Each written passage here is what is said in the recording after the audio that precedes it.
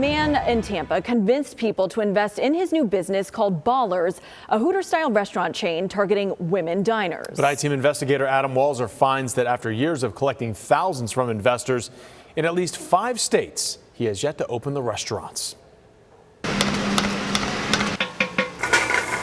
Tampa Bay is birthplace to some of America's most successful restaurants, like Outback, Bonefish Grill, and Hooters, which now has more than 400 locations. Tampa resident Nate Lawhorn told investors he planned to be part of that success story with a new restaurant he calls Baalers. But it was supposed to be like a Hooters for women. It would feature an upscale menu and handsome young male servers. He said, "I want to bless you with something," and it was a business that he was trying to start up. Disabled veteran Chris Lee, who served with Lawhorn in the Air Force, was an early investor. So was Lawhorn's high school classmate, Lisa Stone. He's calm and smooth talking, and he uses religion, and he's going to pray for you, and he wants to share the wealth. Ann Patterson says she learned about Baalers at a Tampa hotel where she was attending a church retreat.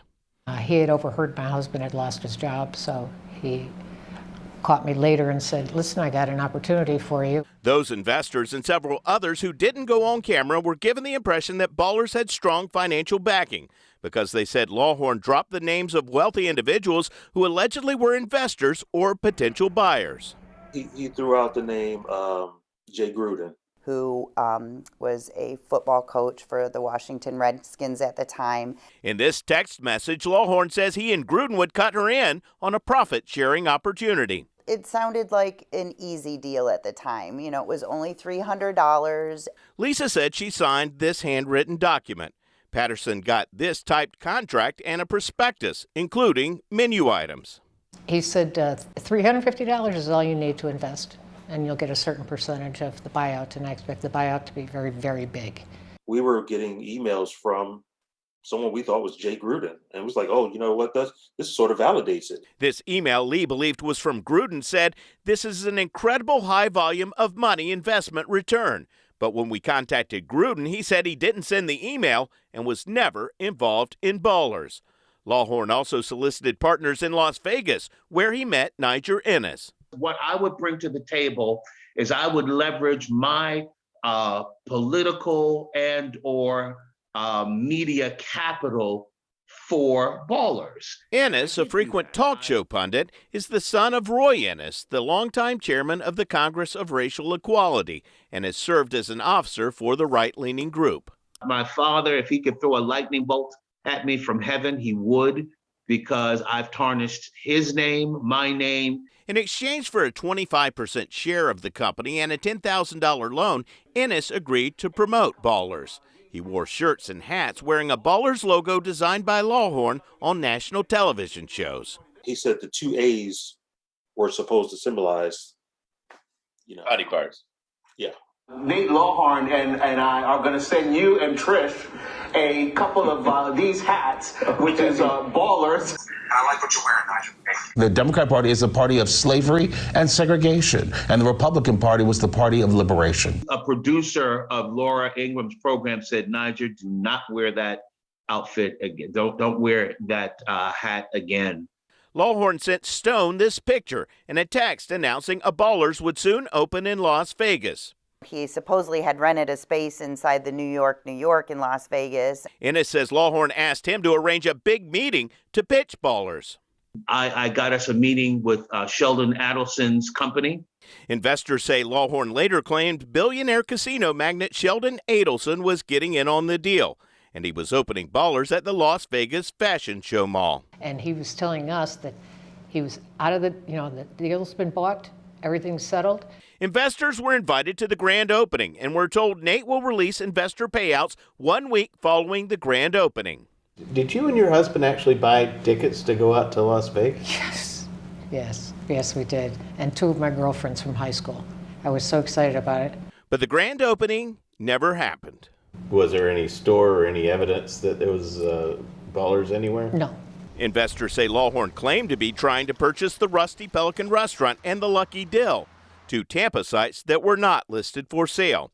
Commercial real estate brokers Lawhorn claimed to work with told us Lawhorn never produced proof of financing And investors say he kept hitting them up for more money. He always needed money. If you could Venmo that to me, I'd really appreciate it. We would finally be sending the checks out this week. Be blessed. Stone says Lawhorn sent a text to investors appearing to show a $10 million wire transfer from Wells Fargo Bank. Investors we talked to said they sent routing and account numbers so that he could wire them money.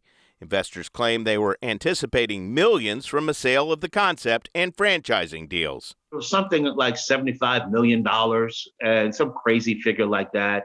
$8 million, $10 million. $8 to $10 million from a $8,000 to $9,000 investment.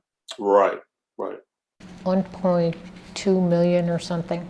Did this surprise you that, here you're going to get this windfall of money for just a small investment? You're still making me feel terrible. Yes. The big payouts never happened. Lisa Stone says Lawhorn paid back most of her money after she confronted him, but some say they got nothing more than Baalers merchandise. I have all this swag, yes. And that was basically what you got for your investment? Yes, and a lot of heartache. But that's all Ballers is hats, shot glasses, and shirts. Investors later discovered Nate Lawhorn is a felon. He pleaded guilty to cocaine possession in Hillsborough County in 2011, and in 2008 pleaded guilty to false pretenses with intent to defraud in Michigan, where he is listed as absconding from parole. He was arrested April 7th for petty theft at a Tampa Walmart. Lawhorn sent hundreds of texts and spoke on the phone, but refused to do an on-camera interview. Lawhorn says Ballers hasn't opened because Innis and others are trying to steal his idea. No one is trying to steal his company. That's absurd. Hey there. We went to the address listed on Lawhorn's most recent arrest report. He wasn't there, but his father, Don Lawhorn, another Ballers investor, was. I really don't like news because I think most of you guys are fake. Is he in a position to give people their money back if they want their money back, who are investors in this? No, probably not. Not at this point. Well, as soon as he opens, he will. He has to by contract. But how's he going to possibly open? How is he? Because he's going to open. How can he not open? He's got a business license. He's got a trademark. People shouldn't be taken like this. And I feel like one of the lucky ones with the little bit that I lost. I'm I-Team investigator Adam Walser taking action for you. Lawhorn's attorney sent us an email telling us that his firm does not have any comment at this time beyond noting that Ballers and its team is working diligently to open. We reached out to Nathan Lawhorn one more time by email. If we hear back from Ballers, we'll post that response on our website at abcactionnews.com. Just look for this story on the I-Team section.